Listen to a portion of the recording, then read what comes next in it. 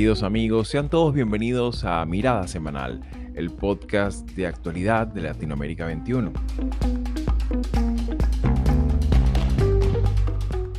Como todos los domingos, analizaremos las principales noticias de la semana con el respaldo intelectual de Marisabel Puertarriera y Manuel Alcántara Sáez.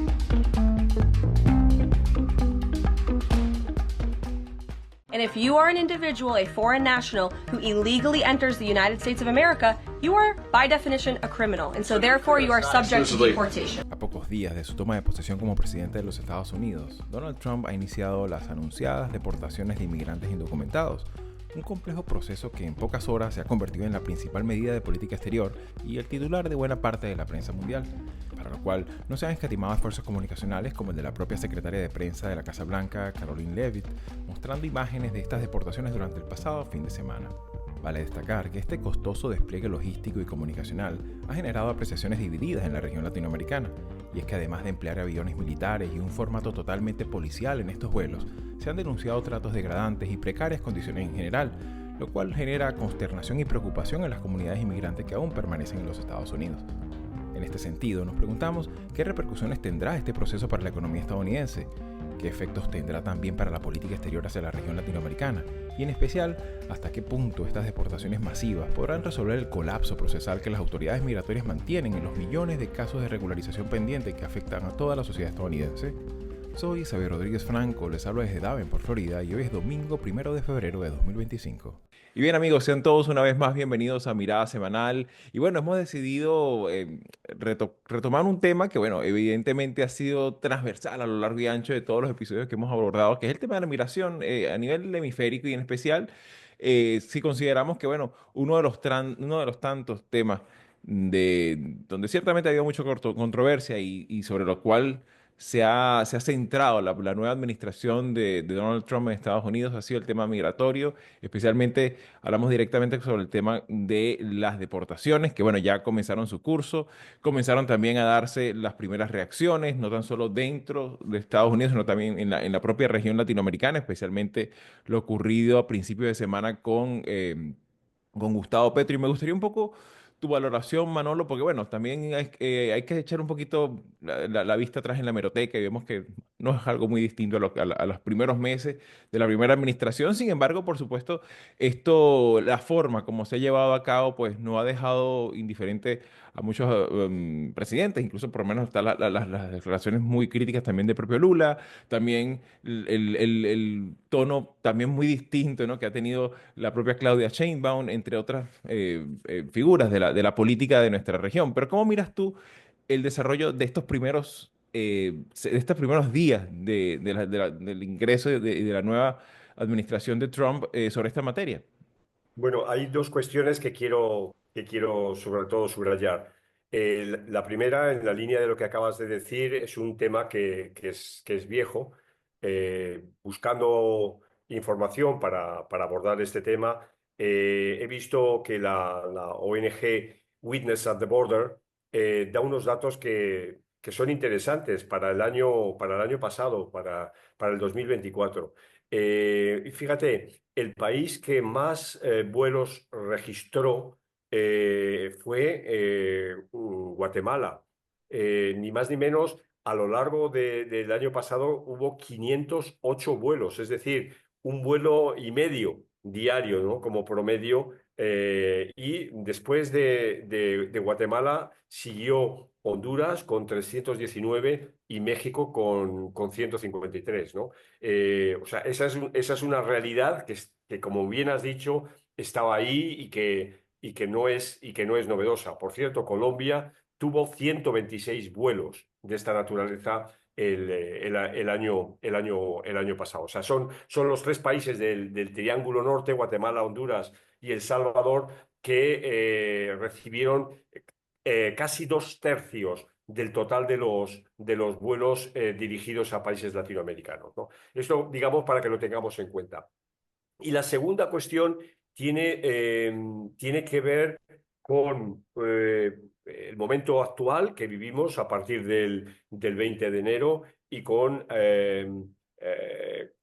algo que que los comunicadores conocen muy bien, que es el tema del relato, ¿no? De cómo se presenta una determinada acción política, con independencia de que detrás haya un componente más o menos duro. Estoy refiriéndome al caso concreto del MAGA, o al caso concreto del nuevo destino manifiesto, etcétera, en el que ha entrado la política de Estados Unidos desde el 20 de enero, ¿no? Entonces, en ese sentido, claro, los relatos son muy potentes. Desde ambos lados, diríamos, del problema migratorio. Desde Estados Unidos, de lo que se trata es de sacar del país a criminales, a gente absolutamente indeseable, a gente que está deteriorando la convivencia en Estados Unidos, etcétera. Es decir, claro, nunca se plantea la inmigración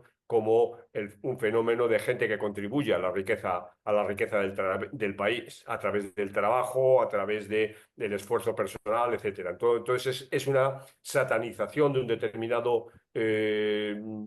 determinado fenómeno que siempre asusta o que preocupa a la sociedad, ¿no? Entonces, el reaccionar a eso, el ser especie de capitán valiente, ¿no? Que resuelve ese problema y lo hace ya, ¿no? En un crujir de los dedos, ¿no?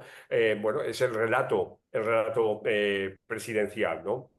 Eh, y, en el otro lado, claro, es el relato de la humillación, es el relato de la violación de derechos humanos, de gente que sin haber sido en ningún momento sometida a juicio alguno, es esposada, va en unas condiciones infrahumanas, de no poder utilizar un servicio higiénico, de ser maltratados física y mentalmente, y la utilización además también de la aviación militar para realizar este tipo de envíos, ¿no? Es digamos, una llamada también a la búsqueda de la dignidad del ser humano, pero también de la dignidad del país recipientario. Claro, esto se puede hacer bien o se puede hacer mal. Personalmente creo que la actuación del presidente Petro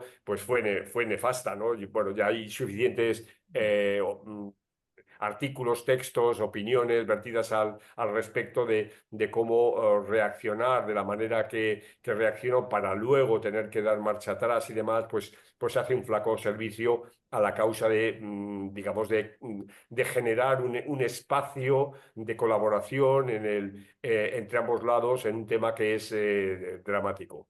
Claro, y yo creo que ahí también hay un elemento muy revelador, que es este tema también que tiene que ver con la descoordinación en materia migratoria, no tan solo en la emisión, o sea, en el flujo migratorio, sino en el manejo y también en la repatriación, ¿no? Porque vemos que ciertamente ese tema que comentas, Manolo, está allí presente y que muchas veces se ha planteado, alimenta pues también esta controversia, ¿no? Sobre todo a tenor de lo que reportan muchas organizaciones de derechos humanos y sobre todo especializadas en materia migratoria durante años, ¿no? Y en ese sentido, Marisabel, también me gustaría un poco tu mirada, sobre todo viéndolo desde el punto de vista también de Estados Unidos, ¿no? Porque ciertamente esto no deja indiferente a nadie. Y aún así se pierde de vista pues este elemento tan importante que son aspectos que tienen que ver con lo logístico, aspectos que tienen que ver con el trato humanitario y sobre todo el manejo narrativo de esta sobrerepresentación de un segmento migratorio que evidentemente, pues, o sea, sufre las consecuencias también del comportamiento al margen de la ley de un segmento que ciertamente es minoritario, ¿no? Y que esa sobrerepresentación vista en la narrativa mediática, pues evidentemente condiciona, ¿no? Ese famoso golpe de efecto que siempre hemos conversado cuando se trata de estos temas, ¿no? ¿Cómo miras tú estos primeros días bueno, de la gestión de Donald Trump en esta materia tan sensible?